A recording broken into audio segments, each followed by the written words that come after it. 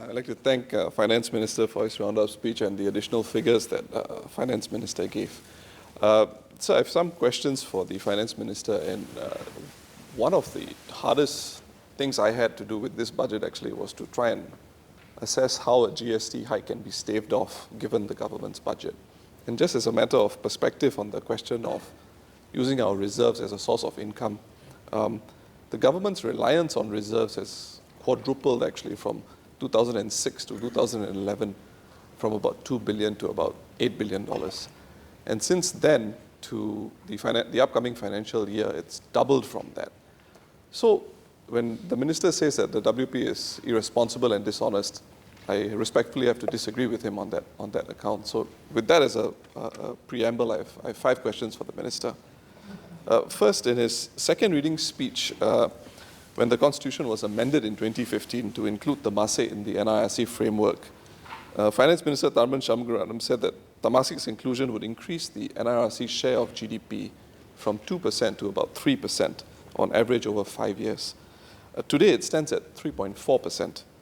Does this tentatively suggest that the government actually has more income from NIRC than it originally planned to have, with more likely to be realized in future in view of the fact that the NRI formula tends to smoothen out investment cycles? That's the first question.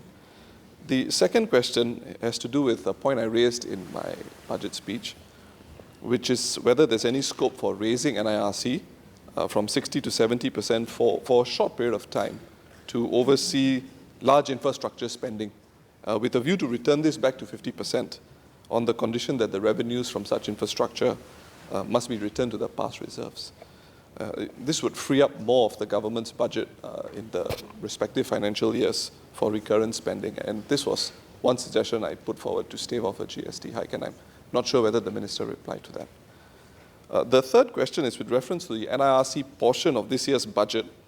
How much in dollar terms of the 15.8 billion originated from the NII component of NIRC and the NIR component, respectively?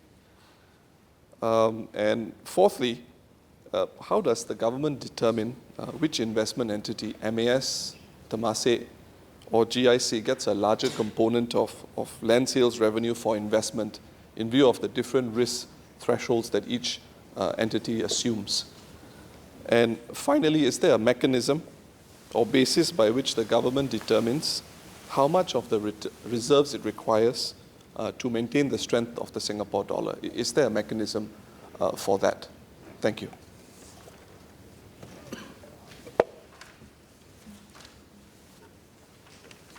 Well, I thank Mr. Pritam Singh for your question. For your first question about the fact that our NIRC has in fact become an increasing source of revenue for the government, that is correct. And in fact, we had this number have been doubling. So from 2 billion to 8 and to 16 that you mentioned. So in that regard, that's why I said that it is now the single largest source, and therefore we should be careful in having a more diversified source of revenue. Now, you asked about whether the fact that the overall NIRC contribution is 3.4%, whereas DPM Tharman has said that it's between 2 and 3% over the 5-year period. Is it because we are getting more? Well, the markets have been doing better. But bear in mind one thing, the NIRC is about long-term investment. It's about long-term investment, right? And therefore, you cannot be based on short-term fluctuations and decide that, well, henceforth in the future, we would have this 3, 4, 5% that we can rely on. It doesn't work that way. I was at the MAS when the global financial crisis happened. And I can tell you, I spent many days and nights and weekends looking at the market and how it was going to affect us. I attended so many meetings among global central bankers, CEOs of companies, of financial institutions, and with finance ministers, all in the developed world, and with major central banks, and you'll find that none foresaw the problem. Right? There were warnings about some of this by some analysts, but none foresaw the problem. And the impact was huge. So I think we must accept that there will be market volatility which you cannot predict. And it is not sound to build our finances on short-term fluctuations, whether it is up or down. And that is why the NIRC formula has a built-in way to smoothen these asset fluctuations. You don't want to have a situation where financial markets are doing very well, that the government spends a lot more, and then when the markets go down, which is probably when we need the resources most, that you have very little to meet those needs. So I think let's be very careful about over-interpreting the number. Now, your third comment, or third comment, about raising to 60-70% for short period for infra,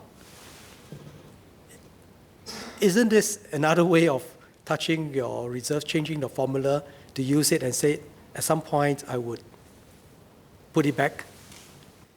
I don't see the logic of that argument. And in fact, what we are doing, or what we are hoping to do, is that we want to have proper discipline and scrutiny of borrowing for infrastructure. And that is why we are going to discuss with the President and the CPA that we think that a proper way of doing this is to issue bonds in the market so that investors can scrutinize those numbers and see that these are viable projects. Right? And then seeking the approval of the President and CPA to provide a guarantee so that, again, there's another layer of check. But at the same time, that layer of guarantee allows us to access funding at probably a better rate. And so you are using the strength of the reserves strategically, but without touching the reserves, so that reserves can continue to be invested for long-term gains. So that is the approach, and therefore, whether you are taking 50, 55, 60, 70% for short period of time, it sounds like it is a costless option. It is not. It is not, right? It cannot do it that way. And that the way that we are proposing is conceptually sound and financially sound. Now you asked about how the land sales proceeds and all that get to MAS, GIC, and Temasek, and how do we divide that? Now we have a whole of government's reserve management committee chaired by the Prime Minister. And there we look at the risks and returns of the different entities, risks and returns across the different markets, and allocate it for the long-term for long-term gains, taking into account both the returns as well as the risk and the current market environment. Now, your last question about the basis of the reserves for the strength of the Sing dollar. Now, let me clarify. There's been a lot of misunderstanding on this point. Now, certainly a strong reserves help us to anchor confidence. But MAS's needs, in terms of what it does as a central bank, is very different from almost all central banks in the world. All central banks in the world adopt an interest rate policy. So whether it is the Fed or the ECB or the BOJ, the central bank announces certain policy rates, and then they undertake certain operations to get to that rate if they need to. But the announcement itself and the anticipation of the announcement have very major impact on the economy, and that's how they conduct monetary policy. In our case, our monetary policy is centered on the exchange rate. And again, I must say great credit to Dr. Goh and his team very early on for deciding on this most unusual way of dealing with our monetary policy. And the reason is this. The exchange rate has a far bigger impact on the state of the economy than interest rates. We are a very open economy, and therefore the exchange rate affects economic activities in a far more significant way. And the MAS regularly updates our trade numbers and updates our economic model to see if that remains valid. And the studies that they have done, from looking at the studies that they have done, I'm convinced that it remains the right policy, that to have exchange rate-centered policy to be able to manage the economy. So the reserves are not just about maintaining the strength of the Sing dollar. The MAS manages our official foreign reserves, and it undertakes operations in the market in order to get to the desired, to get to the band, and also it makes policy announcements regularly so that the market is clear about the official assessment of the economy. Now, the market may or may not agree, and in which case you will see currency movement, but I must say that MAS has done a very good job over the years, and so the market generally accepts MAS's intervention, but MAS's policy announcement. But in terms of maintaining the strength of the Sing dollar, the reserves play a very important crisis role, which was what was tested during the Asian financial crisis. That when speculators were speculating on the positions of other currencies, they did not touch very much the Sing dollar because they know of two very fundamental reasons. One, our finances are sound, that our fiscal policy at the various stages of the crisis are sound. And that is why I mentioned that we are one of 11 countries with a AAA credit rating. All these firms who are doing credit rating look at the numbers very carefully before they give us a AAA rating. So that is one important anchor. And two, speculators know that should they try to attack the Sing dollar, it is not just our official reserves that they have to contend with. We also have reserves that are invested in longer-term assets and that we will be able to mobilize if we need to. So those are the very important defenses that we have for the Sing dollar. And the very fact that the Sing dollar has risen is not just because of a monetary policy.